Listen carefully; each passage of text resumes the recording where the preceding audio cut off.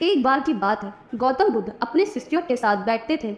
उसी समय राजा अजातशत्रु वहां पहुंचे और बुद्ध से कहने लगे, हे बुद्ध, जब से मैं आपका शिष्य बना हर कोई मेरा शोषण कर रहा है।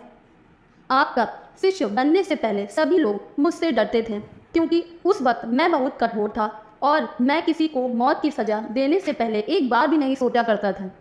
लेकिन आपका शिष्य बनने के बाद मेरा किसी को दंड देने का मन नहीं करता और ना ही मुझे गुस्सा आता है।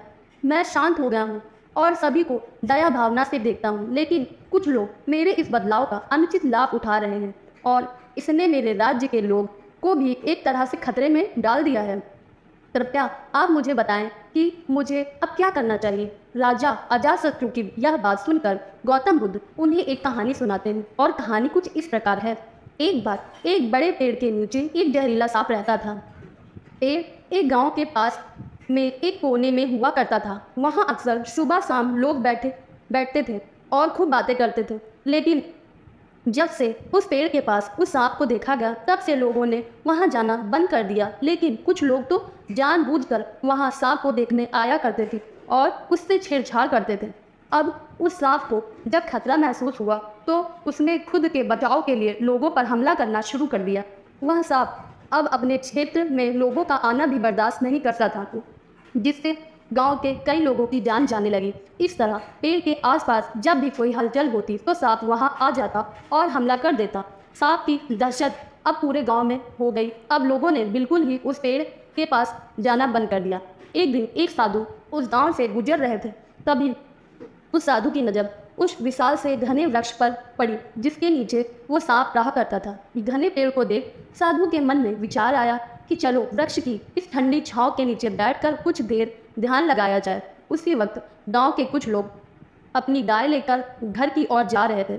तभी उन लोगों की नज़र जब उस साधु पर पड़ी, जो कि उसी पेड़ की तरह ही जा रहा था। तभी लोगों ने उस साधु को सांप के बारे में सावधान करते हुए कहा कि आप उस पेड़ के पास मत जाना। वहाँ एक जहरीला सांप रहता है जो जरा सी हलचल होने पर हमला कर देता है और अब तक वह कई लोगों को मौत के घाट उतार चुका है। लोगों की यह बात सुनकर साधु मुस्कुराए और उस पेड़ की तरफ चले गए।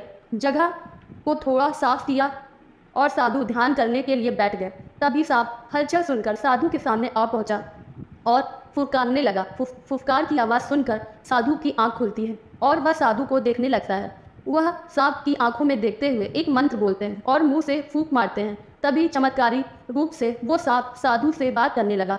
अब दोनों एक दूसरे की भाषा को समझ सकते हैं। सांप साधु से कहता है, हे मनुष्य, क्या तुम मुझसे नहीं डरते? क्या तुम नहीं जानते यह मेरा क्षेत्र है और यहाँ आने की किसी की हिम्मत नहीं? साधु ने करुणा से कहा, मित्र, इसमें डरने की क्या बात है? मैं किसी चीज़ से नहीं डरता, क्योंकि जब मैं जीने का लोभ ही नहीं रखता तो मृत्यु से क्या डर। सांप साधु की ये बातें सुनकर चौंक गया, क्योंकि सांप की इससे पहले ऐसे लोगों से मुलाकात हुई थी जो उसको मारना चाहते थे या उसके डर से भाग जाते थे, लेकिन वह ऐसे व्यक्ति से कभी नहीं मिला था जो उससे नहीं डरता था। सांप साधु से इतना प्रभावित हुआ कि वह साधु के चरणों में गिर पड़ा और बोला, हे प्रभु, आप बिल्कुल सही कह रहे हैं। आज तक मैंने जो कुछ भी किया अपनी जान बचाने के लिए किया।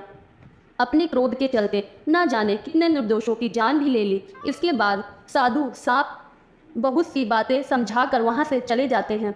साधु की बात से प्रभावित होकर सांप ने निश्चय किया कि आज से वह किसी को भी नहीं काटेगा। वह अपने क्रोधी स्वभाव को त्याग देगा, दूसरों को काटना बंद कर देता है। लेकिन इसका नतीजा उल्टा निकलता है। जब लोगों ने देखा कि सांप लोगों को तो काटना बंद कर दिया है, तो लोग उसका फ़ायदा उठाने लगे।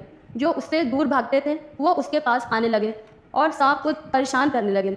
बच्चे उस पर पत्थर फेंक कर मारने लगे, जिससे सांप आए दिन हमेशा परेशान और घायल रहता था। वह बहुत दुखी था, क्योंकि वह अपने जीवन का सबसे कठिन समय बिता रहा था।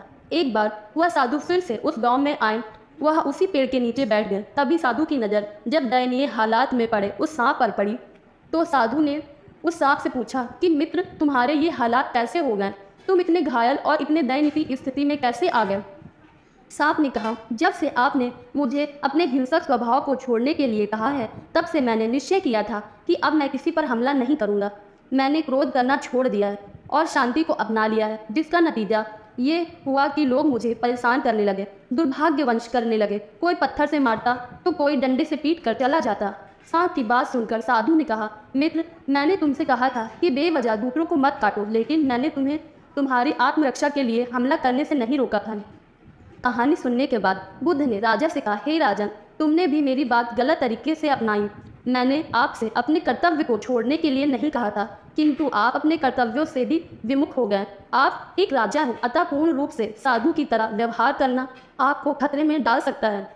तुम्हें सिर्फ अंदर से साधु की तरह रहना था और बाहर से राजा की तरह, ताकि जरूरत पड़ने पर खुद की, प्रजा की और राज्य की रक्षा कर सको।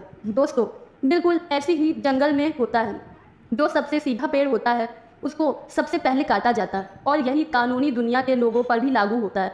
अच्छे भोले लोगों का खूब फायदा उठाया जाता है। अच्छे लोगों को जिंदगी में अनेकों दुखों का सामना करना पड़ता है, इसलिए कभी किसी को अपना फ़ायदा मत उठाने दो। लोगों को उनकी मर्यादाओं में रखने के लिए खुद की परिस्थितियों के अनुसार बदलना सीख जाएं, अन्यथा आपका हाल भी उस राजा व सांप की तरह होगा। दोस्तों, उम्मीद करती हूँ कि आपको यह कहानी पसंद आई होगी। अगर आपको यह कहानी पसंद आई हो तो वीडियो को लाइक और चैनल को सब्सक्राइब करना ना भूलें।